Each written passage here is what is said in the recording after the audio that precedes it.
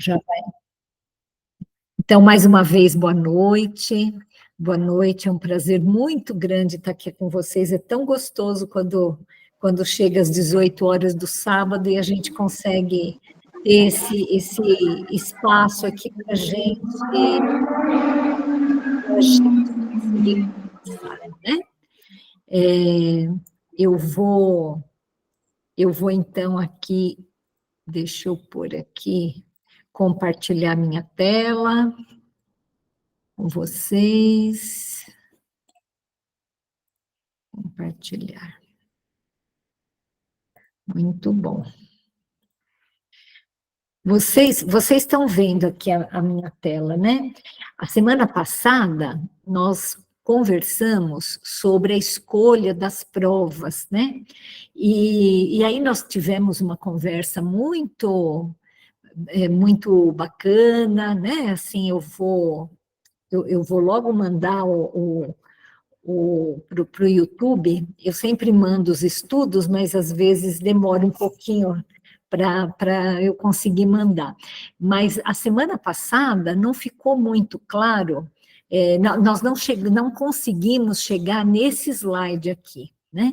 Então, eu quero só pegar esse último slide que era para ser do estudo passado, para deixar isso tudo muito bem claro, e aí, na sequência, a gente já vai passar para frente, né?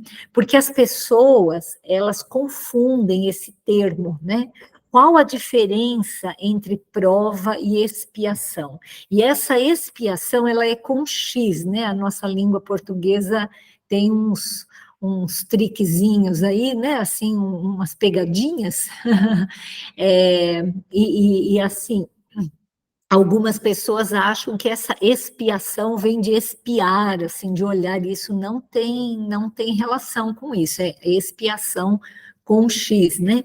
Então, quem que gostaria de responder para a gente qual que é a diferença entre prova e expiação? Você gostaria, José, de responder para a gente qual que é essa diferença? Olha, muitas vezes a gente vem com provas e também com expiações, né? Muitas vezes vem só com provas, às vezes vem só com expiações. A prova seria aquilo que está mais ou menos planejado no mundo espiritual. São provas escolhidas e a gente vem aqui passar essas provas. A expiação, muitas das vezes, ela não está dentro do nosso planejamento, que às vezes a gente ainda não tem o entendimento para poder aceitá-la, nem como uma prova. Então, ela é uma expiação, ou seja, ela é colocada para nós, porque é necessário devido aos nossos erros do passado, mas ela é colocada por Deus e pelos Espíritos, muitas das vezes, sem até o nosso consentimento.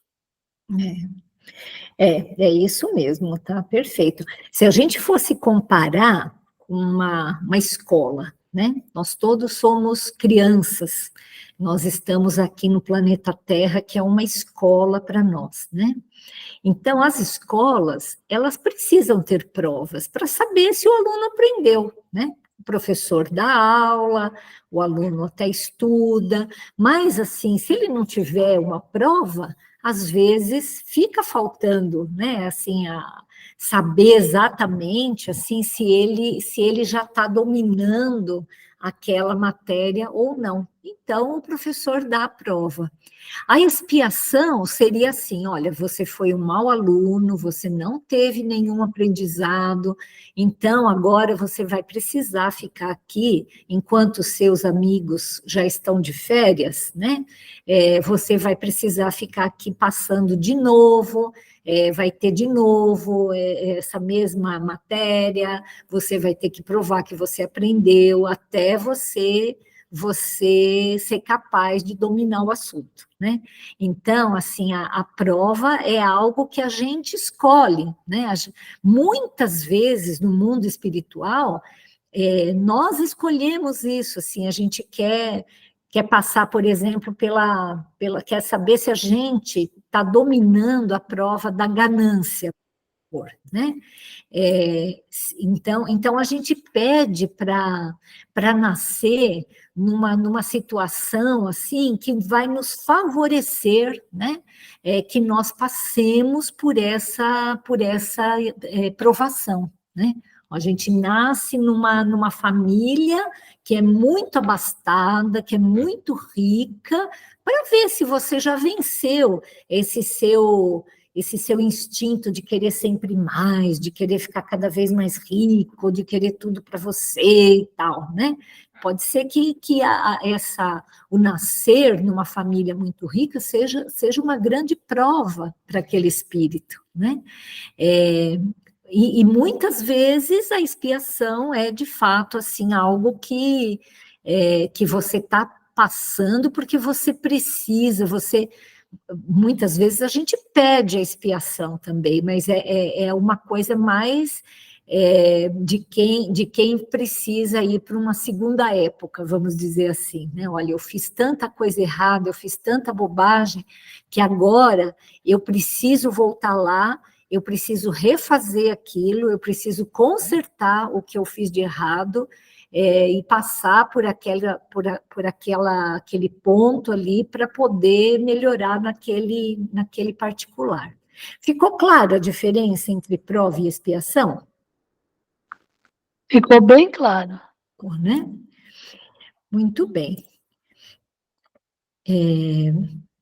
Bom, então, nós vamos... ele ainda pergunta aqui, ó, até que chegue ao estado de pureza perfeita, o espírito tem que passar constantemente por provas? Né? Vocês acham que o espírito ele pode simplesmente ir vivendo ou ele precisa passar por provas até ele se tornar um espírito puro? Será que os bons espíritos eles também passam por provas? O que você acha, mãe? Será que os espíritos de luz eles também têm as provações deles? Eu acho que para eles terem chegado a ser um espírito de luz, eles passaram por muitas provas, né? E se eles são espíritos de luz, com certeza eles saíram vitoriosos dessas provas. Isso Mesmo? É isso mesmo. Vamos ver o que Kardec fala aqui, mas é mais ou menos isso. Ó. O espírito tem que passar constantemente até que ele chegue na pureza? Sim, mas que não são como o entendeis, pois que só considerais provas as tribulações materiais. Ora, havendo-se elevado a um certo grau, o espírito, embora não seja ainda perfeito, já não tem que sofrer provas. O espírito perfeito, né, o espírito que alcança aquele patamar de espírito puro, ele não tem mais que sofrer prova, né? Mas continua, porém, sujeito a deveres nada penosos, cuja satisfação lhe auxilia o aperfeiçoamento, mesmo que consistam apenas em auxiliar os outros e a se aperfeiçoarem. A gente não sabe, na verdade, o que, assim, como é a escala espírita além de um espírito puro, né? Nós sabemos que os espíritos, eles são imperfeitos, depois eles vão passando por provas, por expiações, até se tornarem espíritos bondosos, né? Espíritos bons, e aí eles vão crescendo, vão sofrendo, vão provando cada vez mais que eles já entenderam, já se aperfeiçoaram, e atingem um estado de espírito puro. A partir desse estágio de espírito puro, certamente eles têm uma outra escala, até chegar a espíritos crísticos. E espíritos crísticos certamente não param de evoluir, porque a evolução é uma lei, né? Não existe um ponto que chega assim e que fala, olha, daqui para frente você não precisa mais nada, porque isso seria se equiparar com Deus, e nós sabemos que não existe isso, Deus é único, né? O único ser perfeito, pronto e acabado é Deus, né? Nós que somos espíritos, por mais que nós sejamos um dia espíritos da categoria de Jesus, espíritos crísticos, nós sempre teremos o que aprender, mas isso não cabe muito na nossa cabeça, porque a gente nem sabe, a gente nem imagina como vive um espírito puro, um espírito crístico, né? De qualquer forma, os espíritos puros, os espíritos crísticos, eles sempre terão coisas a fazer, né?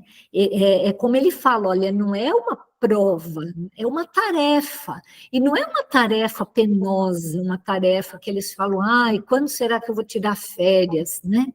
É uma tarefa que eles gostam, eles participam, olha, eles ficam muito satisfeitos em poder ser o braço direito de Deus e ajudar nessa criação, né? Então, essa escala, ela está sempre ascendendo, né? Não chega um momento que fala assim, eu vou para o meu descanso eterno, porque eu já não tenho mais prova e não tenho mais nada para fazer. Isso não existe. Alguém levantou a mão aí, deixa eu ver quem é. Benedito, faz favor, bem. Boa noite a todos. Peço desculpas pelo atraso. Eu estava numa outra reunião. E eu fico pensando no seguinte, eu acho que existe um ponto mesmo a partir do qual não deve mais haver provas, né? Daqui até lá, que é o nosso trajeto, ainda teremos muitas provas, mas haverá um ponto a partir do qual não será mais necessário provas, será apenas necessário obrigações, não sei muito bem o termo que o Kardec fala aí, né? E eu acho que esse ponto é quando o ser humano aprende a amar de uma forma contínua. 24 horas por dia, ele está sempre amando, não é? E, do mesmo modo que hoje nós temos o pensamento contínuo, né? A gente não para de pensar, né? A gente, né, dorme, né, e apaga, acorda e já está pensando. E se tiver insônia, durante a noite está pensando também. A gente não para de pensar, né? O tempo todo nós estamos pensando uma coisa ou outra. O nosso pensamento é contínuo pela condição espiritual que nós já adquirimos, né?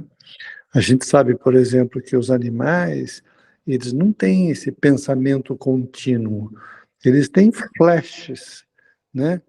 Às vezes a gente olha para um gato, assim, olha para um cachorro, dá a impressão que eles estão pensando, mas aquilo dura um segundo, dois, depois porque eles não têm ainda o pensamento contínuo. Nós já temos o pensamento contínuo, né? E estamos engatinhando no exercício, né, para aprender a amar continuamente. Nós temos flashes onde a gente ama.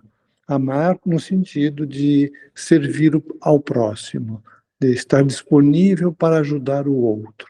Né? A gente faz isso por 1 ou 2 minutos por dia, né? 3, né? Alguns um pouco mais, outros um pouco menos, mas nós ainda não fazemos isso de uma maneira contínua.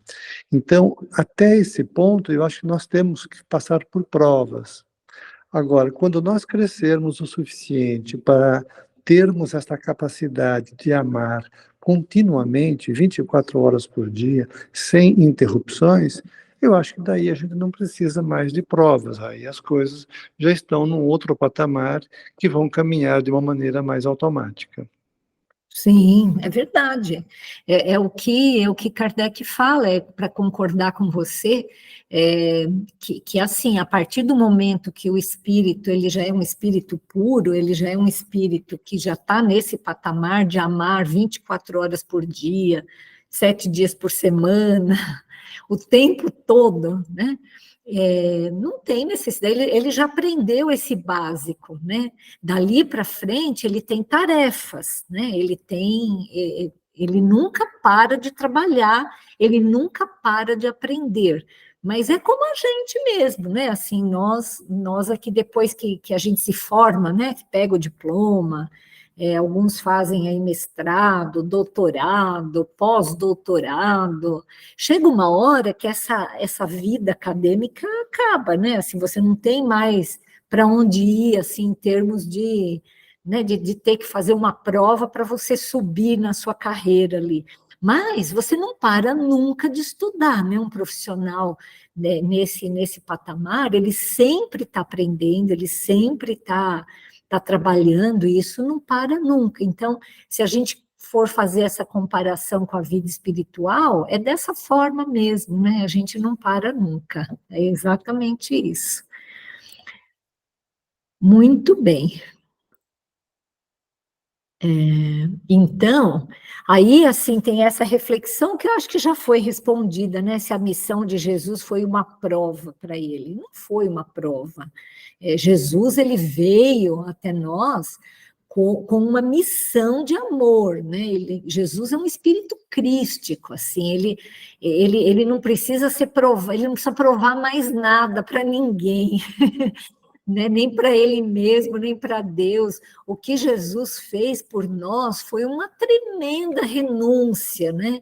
Foi um tremendo amor que ele fez para nos ajudar, né? Vir trazer aqui a esse mundo, a esses espíritos que somos nós ainda tão atrasados, né? Tão imperfeitos, veio trazer algo para que nos ajudasse, né? Veio trazer o seu exemplo, o seu amor, para nos ajudar a subir. É isso que faz um espírito crístico, um espírito puro, mais do que puro, né? Um espírito crístico, ele já é o topo da carreira dos espíritos puros, né? Jesus ajuda, Jesus é o governador espiritual da Terra. Jesus é um co-criador em plano maior, né? Então, no livro Evolução em Dois Mundos, Emmanuel fala para a gente isso, assim, que existem... Desculpa, A Caminho da Luz. Agora eu estou confusa, talvez eu esteja confundindo, mas é um desses dois livros que Emmanuel fala para a gente que existem os co-criadores em plano menor, que somos nós, e os co-criadores em plano maior, quer dizer, a gente até ajuda a criar, né? A gente cria os corpos dos nossos filhos, a gente consegue fazer alguma coisa aqui nesse mundo para ajudar, né, na evolução, inclusive material do planeta. Mas Jesus e espíritos como ele, eles estão tão evoluídos que eles usam o fluido cósmico universal para criar planetas, para criar sistemas solares. Então, os cristos planetários, eles são os co-criadores, né? Eles não são criadores, porque só Deus é que pode permitir e pode dar a matéria-prima disso, mas foi Jesus que foi o arquiteto, que foi o engenheiro do nosso mundo, né? Então, vocês imaginam a evolução espiritual dessa figura fantástica que é Jesus, né? Quando nós não éramos nenhuma formiga, Jesus já era assim tão evoluído que criou, né, sob a permissão de Deus, o nosso planeta, né? Foi ele que idealizou tudo isso aqui. Então, um espírito dessa grandeza descer até aqui, assim, encarnar entre nós para nos ajudar, sem dúvida alguma, é uma tarefa imensa, né? Mas não é uma provação, porque Jesus fez isso porque ele quis, né? Muito bem. E será que o espírito pode se enganar quanto à eficiência da prova que ele escolheu, né? Será que ele pode assim falar assim, nossa, eu eu queria uma coisa e no fim acabei fazendo outra? O que vocês acham? Fale, tia Florinda, o que a senhora acha, querida? Você está falando com quem, nós? Comigo? É isso, com a senhora. E deixa eu te falar, Elaine, a Ana, ela quer entrar e não consegue. Ué, mas ela tem que clicar naquele link que eu mandei. Né, ela não consegue, ela pôs aqui já 2 vezes. Ela falou que não apareceu até agora nada. Deixa eu pôr aqui para ela o link. Eu vou encaminhar para ela aqui, ó. Quem sabe ela... Deixa eu pôr aqui, Ana.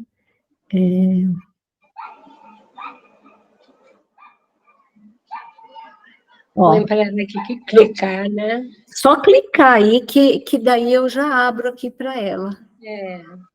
Elaine, Sim. não é só clicar, viu? Tem que clicar lá embaixo, no final da tela, tem que apertar o botão participar. Tem que pedir para participar, é verdade. Você clica, vai abrir uma janela, e põe lá participar, e aí eu abro aqui para ela. Ela tem que solicitar a entrada.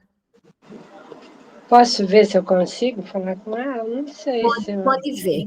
A senhora, fale com ela, enquanto isso eu vou perguntar aqui para o meu pai o que ele acha, se o espírito... ele pode se enganar, ele pode vir com uma provação, um tipo de prova e, no fim, na verdade, ser outra coisa.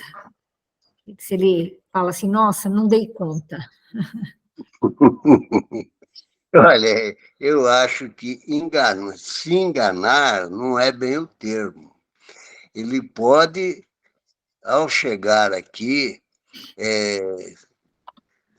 se entusiasmar com outras coisas diferentes daquilo que ele veio, que ele se programou, e daí coloca tudo a perder. O exemplo que você deu da escola é perfeito nessa situação, porque aqui é uma escola, então o espírito está num certo estágio de evolução, ainda muito pequeno, muito baixo, ele ainda é cheio de vício, cheio de maldade, cheio de ilusão e egoísmo.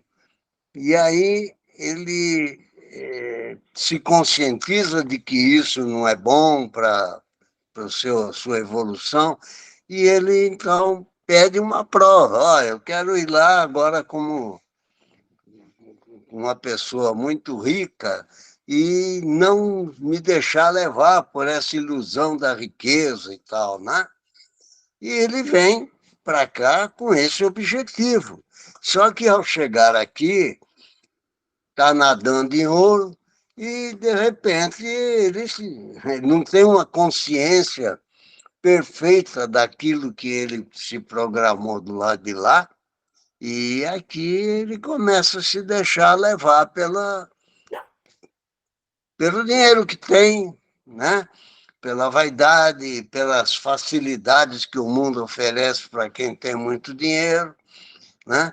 E aí ele se complica, ele desvia o objetivo. Isso pode provocar, sim, uma expiação, ainda que ele não queira, e numa outra existência ele vem num estado de penúria. Vem numa família muito pobre, muito simples, e que por mais que ele queira ficar rico, ele não fica, porque ele vai ter que amargar a falta de recursos para ver como dói uma saudade, né? Quer dizer, são situações que o espírito provoca, né? Isso mesmo. Ou seja, ele vem com ele se programa numa provação, ele não dá conta dessa provação e depois ele ganha uma expiação, né? Isso, exatamente. Deixa eu só corrigir uma coisa que eu falei aqui. É no livro Evolução em Dois Mundos, de André Luiz, que ele dá esse conceito de cocriação em plano maior, tá bom? Eu tinha falado que era o Emmanuel, não é o André Luiz, nesse livro, Evolução em Dois Mundos, tá bom? Só para não dar nenhuma informação incorreta aqui. E é exatamente isso, né? Tia Florinda, será que a Ana conseguiu se entender com o Google Meeting? Então, eu coloquei para ela, Elaine. Agora eu não sei se ela vai conseguir. Eu escrevi, falei para ela. Depois eu vou falar com ela, tentar explicar melhor para ela como funciona. Esses recursos tecnológicos, eles são muito bons, mas às vezes a gente não dá... Às vezes a gente apanha. A gente apanha um pouquinho. Tá bom. Tá bom. Então, vamos dar sequência aqui, ó, que é isso mesmo que a gente estava vendo. Então, aqui, ó, pode escolher uma prova que esteja acima das suas forças e sucumbir. Pode também escolher alguma que nada lhe aproveite, como sucederá se buscar vida ociosa e inútil, né? Então, vejo que sempre os espíritos maiores, eles respeitam o nosso livre-arbítrio, né? Eles nos aconselham, às vezes eles falam, olha, eu acho que você devia ir um pouco mais devagar, talvez você não consiga fazer isso. Mas a pessoa fala, não, eu quero, e eles deixam, né? Mas, às vezes, é uma coisa que não vai dar certo, né? Mas, então, voltando ao mundo dos espíritos, verifica que nada ganhou e pede outra que lhe faculte recuperar o tempo perdido, né? Porque quando a gente está aqui no mundo, a gente acha assim, a próxima encarnação eu quero vir rica, a próxima encarnação eu quero nascer lá na Suíça, que não tem os problemas que tem aqui. A gente vive assim pensando, né, numa coisa mais fácil, não sei o quê. Só que do ponto de vista espiritual, nem sempre isso é bom para a gente, né? O que adianta a gente vir numa encarnação que não aconteça nada, né? Que dê tudo certo, que a gente não passe por nenhuma prova, que tudo seja assim as mil maravilhas. A gente volta do mesmo tamanho, né? A gente não sofreu nada, a gente não trabalhou nada, mas também a gente não cresceu nada, né? Aí a gente vai ver todos os nossos amores caminhando e nós lá na lanterninha, né? Bom, alguém pediu a palavra, deixa eu ver quem foi. Tia Florinda, pode falar, querida. Então, você tinha feito uma pergunta para mim aquela hora, e não deu certo eu responder. Então, Elaine, a gente tem, acho que, milhões de anos, né, de vida, não temos? Com certeza, sabe Deus, assim, nossa, cada encarnação a gente sobe um degrau, muito pouco, né? Então, a gente não pode pedir, assim como você disse, eu peço para ser agrônoma, nossa, eu gosto demais de plantas, né? E, então, será que é errado eu pedir isso? Não, de jeito nenhum, a gente pode vir a cada encarnação, a gente pode pedir para vir uma coisa, porque a gente tem que aprender tudo, né? Tem que aprender tudo. Nessa encarnação, eu sou médica. Mas na próxima encarnação eu quero ser eletricista, que nem o José, para poder aprender outras coisas que eu não sei ainda, né? E numa outra eu quero ser professora, enfim, cada encarnação a gente pode escolher aquilo que a gente quer estudar mais, que a gente quer aprender, que a gente quer fazer, porque no fundo assim a gente tem que saber tudo de tudo, né? Para a gente ser um espírito puro, não é apenas do ponto de vista moral, é o ponto de vista intelectual também, né? Então, com certeza, nós temos a nossa parte, a nossa contribuição que nós precisamos dar no crescimento intelectual do planeta também, né? Então, quando se propõe a ser assim, olha, você sai do mundo espiritual, não, eu quero ajudar a desenvolver uma vacina contra a malária, né? Eu quero ajudar a desenvolver um meio de transporte que seja ecologicamente melhor. Tudo isso é obra de Deus, né? A gente costuma separar, assim, não, isso é ciência, isso é religião, isso é filosofia, isso... Não tem essa separação no mundo espiritual, porque nós todos precisamos colaborar com o mundo que vivemos, colaborar em todos os sentidos, na arte, na filosofia, na ciência, tudo isso é obra de Deus, né? Deus escreve certo em linhas tortas, né? Exatamente. Precisa... Então, a gente tem que estar sempre aqui na Terra ou em outro país, né? Mas sempre renascendo para melhorar, né?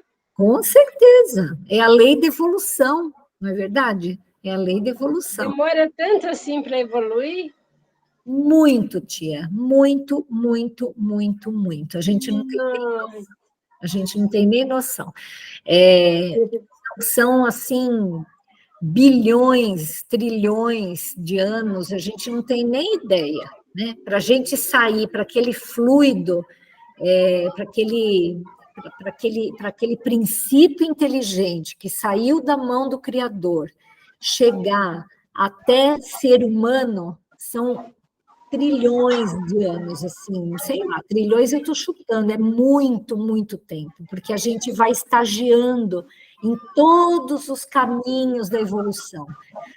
Esse fluido, esse princípio inteligente, ele já passou no reino mineral, ele já passou no reino vegetal, ele já passou no reino animal, nas várias etapas, né? Já foi uma bactéria, já foi um organismo um pouco, um verme, já foi um peixe, enfim. Aí chega, depois de muitos e muitos e muitos bilhões de anos, ele chega como ser humano.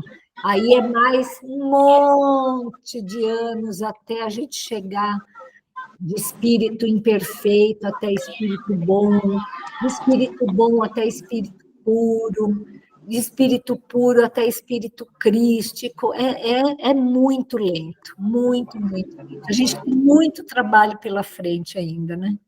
Essa fase de vegetal, que nós somos vegetarianos, não, nós somos vegetais, eles pegam essa etapa só para aprender a respirar, né? É uma fase inteirinha, uma encarnação inteirinha só para aprender a respirar, né? Como as plantas respiram. Pois é. Eu acho que é assim. A gente não sabe exatamente como isso acontece, né? Assim, a gente sabe que esse fluido, esse princípio inteligente, ele vai se individualizando, né? A gente não sabe exatamente em que ponto que ele se individualiza, que daí ele é sempre ele mesmo, né? Não dá para a gente falar assim, essa árvore aqui, que eu tenho aqui no meu jardim, essa árvore, ela vai ser um ser humano um dia, né? É bem assim que funciona, a gente não sabe exatamente como isso funciona. Agora, quando chega no reino animal, no reino animal, a gente sabe que esse princípio inteligente, ele já tem uma individualização. Então, uma formiguinha, ela já tem um perispírito, né? Ela já é alguma coisa ali, e aquilo ela vai aumentando, ela vai conseguindo desenvolver-se até ela se transformar num ser humano, né? Mas isso é mais ou menos, tia, como é, por exemplo, assim, se a senhora pega uma semente de laranjeira, aquilo ali já é a laranjeira, né? ela é a semente. Não dá para falar que aquilo é uma árvore, né? Aquilo é uma semente. Mas uma laranjeira, se você puser na terra e deixar ela florescer, ela floresce, né? Então, até que ponto, assim, como entender isso, né? Que esses animais, eles vão virar um ser humano. É uma coisa que não é muito bem entendido ainda de que maneira que isso acontece, mas existe essa evolução, com certeza. Gratidão, Elaine, por tirar essa dúvida minha. Obrigada. Muito lenta, muito lenta. Nós vamos viver ainda, sei lá, quantas vidas para a gente conseguir chegar nesse ponto, né? Nesse ponto que está Jesus. Alguém ficou com dúvida com relação a isso? Alguém gostaria de falar mais alguma coisa sobre essa questão? Vamos. Oi, Benedito, pode falar. Eu acho que está bem claro. Certo. O Benedito acho que quer falar alguma coisa ainda. Elaine, eu cheguei um pouco atrasado e precisei, por 2 momentos, sair da reunião para, enfim, por outras mensagens urgentes que estão chegando aqui. Então, eu não peguei direito qual é o tema central de hoje. Então, Sim. você só poderia me... Nós estamos conversando ainda sobre as provas e expiações. É o mesmo para a gente dar sequência aqui nas questões do livro, tá bom? Tá. Já está quase terminando esse tema aqui. E quando você perguntou agora se alguém tem alguma dúvida, é sobre especificamente qual tópico dentro de provas e expiações? Porque nós na verdade, assim, como a gente não tem assim um compromisso de acabar, de esgotar o assunto, toda vez que deriva para outro lugar, a gente acaba parando e esclarecendo assim algumas dúvidas, como essa da minha tia Florinda, né? Então, essa dúvida sobre assim, a evolução, né? Não é uma coisa que está estritamente ligada a isso, mas com certeza todo mundo que tem alguma dúvida merece uma resposta, né? Então, o que assim a gente pode concluir disso é que assim, desde que a gente ganhou esse estágio de ser humano, nós passamos por várias provas e muitas vezes a gente falha e acaba tendo que expiar com X, né? Que resgatar, que refazer, que retornar, até que a gente consiga chegar no estágio que nós não teremos mais necessidade de provas, como esses espíritos puros não têm mais necessidade de provas. Basicamente é isso, tá bom? Ok, tranquilo. Só uma coisa, a bateria do meu celular está quase acabando, mas se por um acaso acabar, daí eu vou ter que interromper e vou até o carro para poder carregar, mas eu volto e continuo. Então, aqui, ó, a gente estava falando, né? Meu pai respondeu isso, que o espírito ele pode escolher uma prova que esteja acima de suas forças, né? A gente já viu isso. Então, aqui, ó, aqui se devem atribuir as vocações de certas pessoas e a vontade que sentem de seguir uma carreira, de preferência a outra. Aquilo que a tia Florinda já falou, né? Será que a gente escolhe, né? Ser uma coisa ou ser outra? Então, ele próprio fala, olha, parece-me que vós mesmos podeis responder a esta pergunta, pois não é isso a consequência de tudo que acabamos de dizer sobre a escolha das provas e sobre o progresso efetuado em existência anterior, né? Então, às vezes não, sempre essa vocação, né? Uma criança desde pequena que quer ser piloto, que quer fazer uma coisa assim, que tem tanta vocação para uma coisa ou para outra, é porque ela já escolheu aquele caminho antes dela reencarnar, né? e estudando na erraticidade as diversas condições em que poderá progredir, como pensa o espírito consegui-lo, nascendo, por exemplo, entre canibais, né? O Kardec faz umas perguntas assim para checar, né, se realmente ele entendeu ou não, né? Então, assim, será que um espírito que já está em um certo ponto, ele resolve nascer entre uma tribo canibal, né? Certamente, vamos ver o que ele responde aqui, ó. Entre canibais não nascem espíritos já adiantados, mas espíritos da natureza dos canibais, ou ainda inferiores a eles, né? Então, toda vez que o espírito vai reencarnar, ele reencarna de acordo com a evolução espiritual dele, né? A menos que ele peça para nascer em algum lugar muito atrasado, porque ele quer participar, isso ele vai em missão, ele vai como uma prova de amor a esses irmãos, né? Mas, normalmente, no curso normal da nossa evolução, das nossas reencarnações, os espíritos, nós não reencarnamos num lugar que não tenha nada a ver conosco, tá bom? Bom, poderá dar-se que espíritos vindos de um mundo inferior à Terra ou de um povo muito atrasado, como os canibais, por exemplo, nasçam no seio de povos civilizados?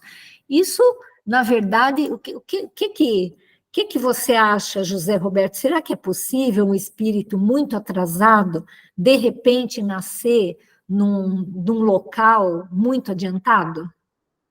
A gente sai daqui da Terra e vai e pede para renascer lá em Júpiter, que parece que é o planeta mais adiantado do nosso sistema solar. Será que isso é possível? Eu acho que a resposta está na resposta da pergunta anterior, né? Da mesma forma que um não nasce aqui, aqui não nasce lá, né? Mas ainda, é pior ainda, porque não tem como você fazer uma missão numa situação dessa, né? No outro caso, ainda pode ter o caso da missão, uma reencarnação por missão. Mas nesse caso, nem por missão tem condições. É verdade. Vamos ver, mas eu acho que é isso mesmo que ele responde, né?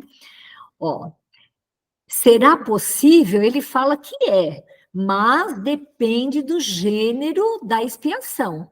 Um senhor, né? Será possível um homem de raça civilizada por espírito? Ah, não, isso daqui é o contrário, né? Vamos ver aqui, ó. Poderá dar-se que espíritos vindos de um mundo inferior nasçam no seio de povos civilizados? Pode. Alguns há que se extraviam por quererem subir muito alto, mas, neste caso, ficam deslocados no meio em que nasceram, por estarem seus costumes e instintos em conflito com os dos outros homens. É claro que isso tem limite, eu concordo com o que o José falou. A gente não vai conseguir reencarnar num mundo muito acima do nosso, porque nós temos um perispírito ainda muito impuro, né? Mas, assim, vamos dizer que um índio, né, queira reencarnar numa civilização extremamente adiantada, né? Esse índio, ele vai ser... vai reencarnar num local que as pessoas são extremamente cultas, ele vai se sentir deslocado, né? Ele vai se sentir deslocado. Eu vou até contar para vocês uma coisa que eu li já faz muito tempo, mas eu não lembro exatamente onde que eu li. Mas, assim, os americanos, quando eles chegaram nos Estados Unidos, né, não os americanos, os ingleses, quando eles chegaram nos Estados Unidos, eles encontraram indígenas, né, no território. E houve toda uma uma perseguição a esses, porque eles eram, é que nem aqui, né? Que nem os portugueses fizeram aqui no Brasil, os ingleses que foram colonizar os Estados Unidos da América, eles foram, eles tiveram, assim, fizeram um extermínio lá, né? A gente vê, assim, em filmes e tal, esses povos indígenas sendo massacrados, né? E muitos desses, depois da desencarnação, tanto dos conquistadores quanto dos conquistados, eles acharam por bem receber esses espíritos, então foi mais ou menos uma provação coletiva, receber esses espíritos desses indígenas como filhos deles. E esses espíritos, de uma forma geral, foram a geração dos hippies, né?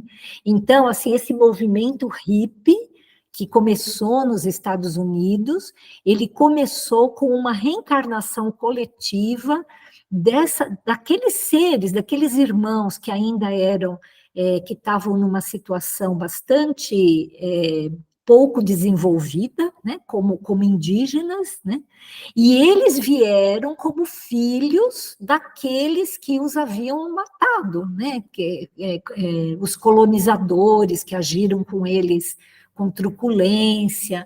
Então, assim, olha que interessante como é a lei divina, né, e coloca junto algozes e vítimas, sendo que todos ganham com isso, porque esses espíritos que eram indígenas e precisavam, de uma certa forma, evoluir do ponto de vista intelectual, do ponto de vista científico, vamos dizer assim, eles reencarnaram numa sociedade altamente tecnológica e científica para que eles pudessem ter esse impulso, mas deram bastante trabalho para os seus pais, né? Porque eles não queriam viver daquela forma que a sociedade os obrigava, né?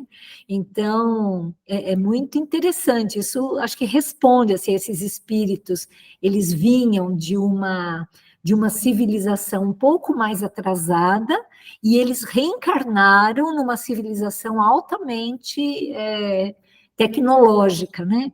Então, pode acontecer isso, mas muitas vezes eles ficam deslocados, né? Porque eles não conseguem muito se entender ali com quem já está naquele local, né?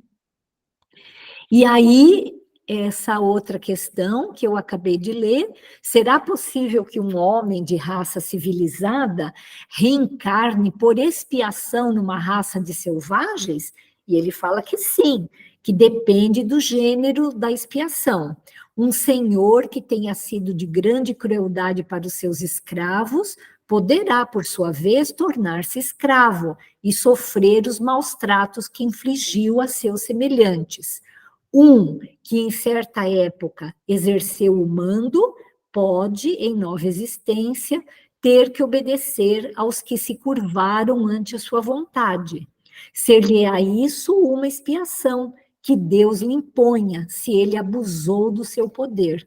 Também um bom espírito pode querer encarnar no seio daquelas raças, ocupando posição influente para fazê-las progredir. Em tal caso, desempenha uma missão, né? Então, é interessante isso, né? Sempre essa coisa, olha, nós espíritas, assim, eu vejo que às vezes a gente comete um equívoco, a gente acha assim, você matou, agora você vai ter que morrer, né? Você foi um mau marido, agora você vai ter que passar por isso. E nem sempre é assim, a justiça de Deus, ela é muito cheia de amor. Então, assim, tudo que acontece, que aparentemente é uma grande prova, uma grande expiação, é algo, assim, muito conversado antes com aquele espírito. Ninguém impõe nada, né? Existem alguns casos, acho que foi até o José Roberto que falou, das reencarnações compulsórias, porque Nós já conversamos sobre isso, é aquela mãe, aquele pai que faz o filho fazer alguma coisa porque ele não tem condições de fazer sozinho. Mas desde que o espírito atinja um certo patamar moral, intelectual, ele passa a controlar a sua própria evolução. Ele sabe que ele tem que evoluir, ele sabe que ele tem que refazer coisas que ele deixou de fazer, o que ele se perdeu no meio do caminho. Então, ele opta por isso, né? Então, esse senhor de escravo extremamente cruel, ele chega no mundo espiritual, ele passa por momentos tão difíceis, chega uma hora que ele cai em si, ele mesmo é que fala, eu quero voltar e eu quero sentir na pele aquilo que eu fiz para o meu escravo, para o meu irmão que eu tinha como um escravo, né? Então, tudo isso é uma coisa, assim, muito, muito conversada no mundo espiritual, né? A não ser que sejam casos, assim, onde o espírito, ele perde a capacidade de ter um domínio sobre a sua própria vida, né? Porque tem casos assim, espíritos tão primários, que ainda estão lá no comecinho da evolução, eles precisam, né, que alguém chegue e fale, não, você tem que fazer dessa forma, pronto, e acabou, né? Mas a maioria que reencarna aqui no nosso planeta é composta de espíritos que combinaram a sua própria encarnação, e infelizmente muitos acabam falhando. Certo? Vamos ver se tem mais alguma questão nesse ponto, mas eu acho, não, acabou já esse capítulo. A semana que vem, eu achava que a gente fosse conseguir já fazer hoje isso, mas a semana que vem a gente vai começar aqui as relações de além-túmulo, né? Então, com essa live de hoje, nós encerramos essa questão, né, esse capítulo, esse estudo, das provas e das expiações. Como é que a gente vem aqui? Será que a mediunidade, Zezé, ela é uma prova ou uma expiação? O que você acha, querida? Será que a mediunidade ela é imposta para alguém quando essa pessoa reencarna?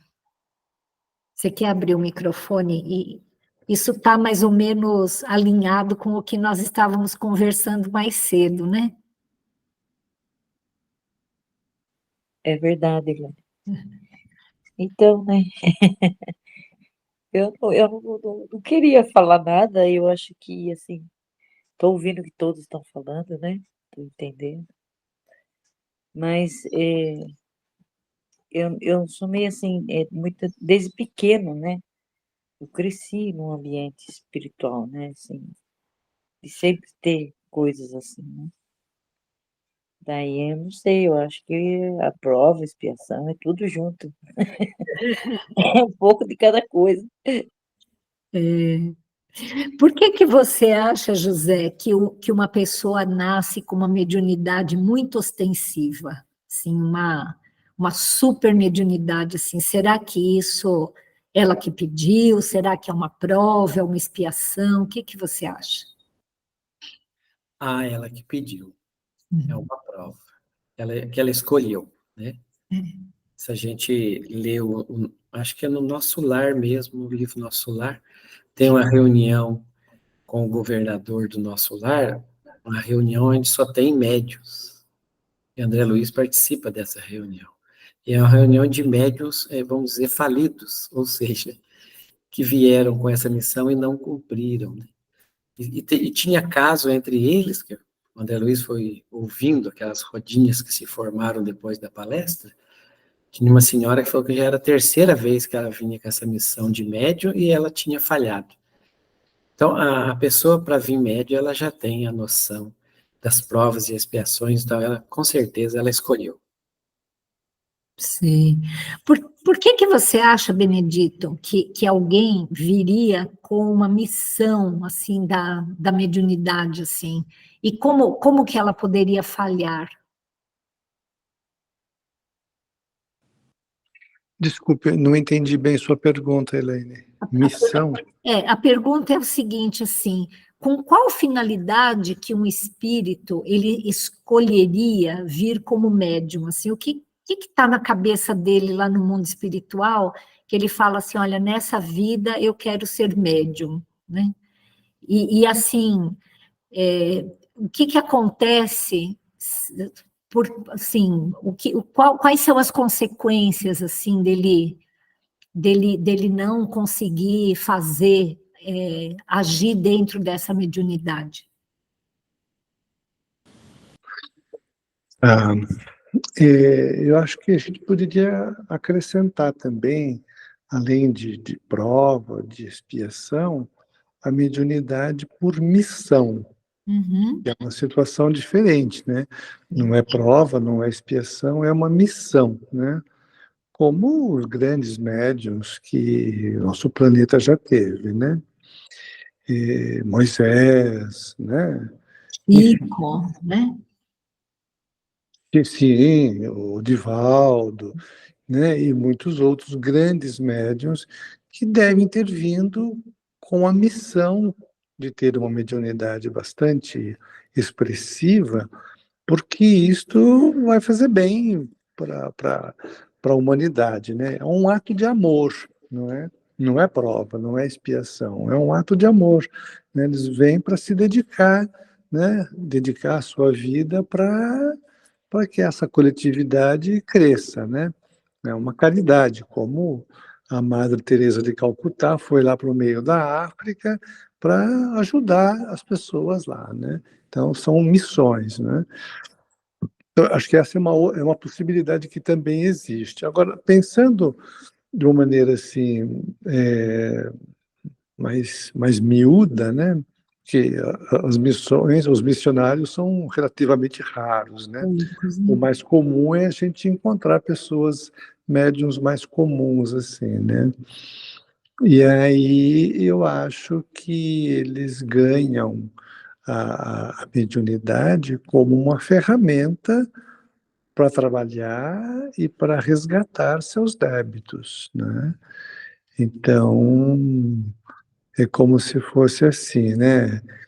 Tem uma família, tem o pai e a mãe, e tem um filho que tem muitas dívidas, né? E aí o filho vai pedir dinheiro emprestado para os pais, né? E os pais olham, pensam, avaliam bem a situação e falam assim: olha, nós não vamos dar o dinheiro para você, né? Mas nós vamos dar uma padaria para você cuidar, e com a padaria você vai ganhar dinheiro e paga as suas contas, né?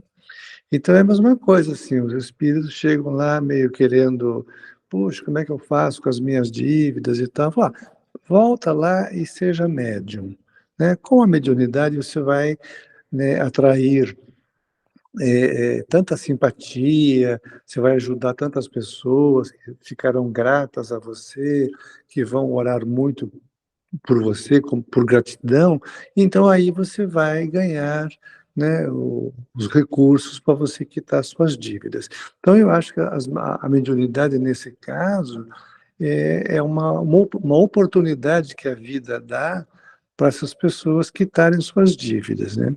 Se forem bem-sucedidas, ótimo, fizeram da padaria um bom negócio, né?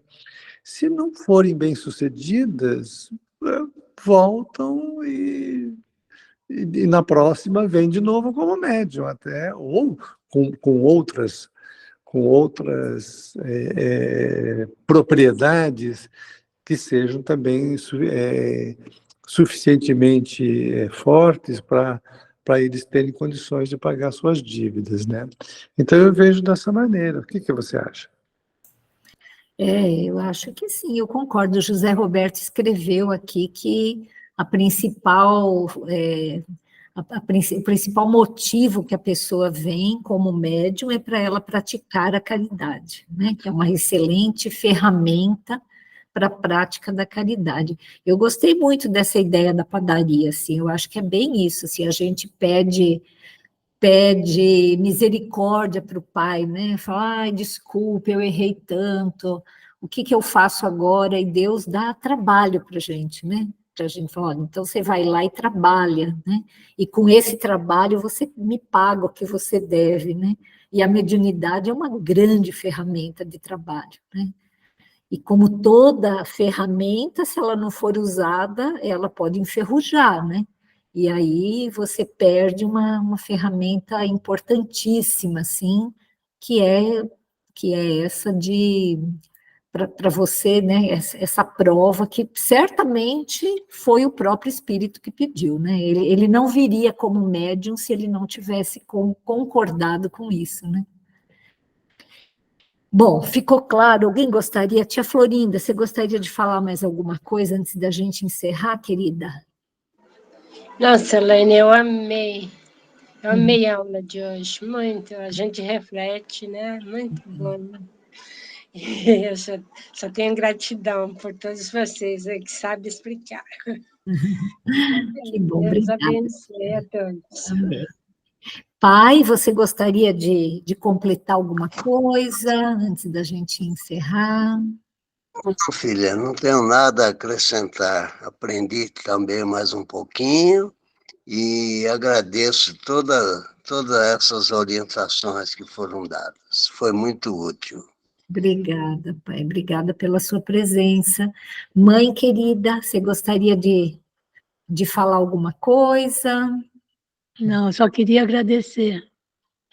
Foi muito proveitoso, aprendemos bastante.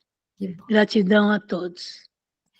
Zezé, querida, você gostaria de completar alguma coisa? Você quer falar ainda alguma questão aí que não ficou clara, ou que você gostaria de completar?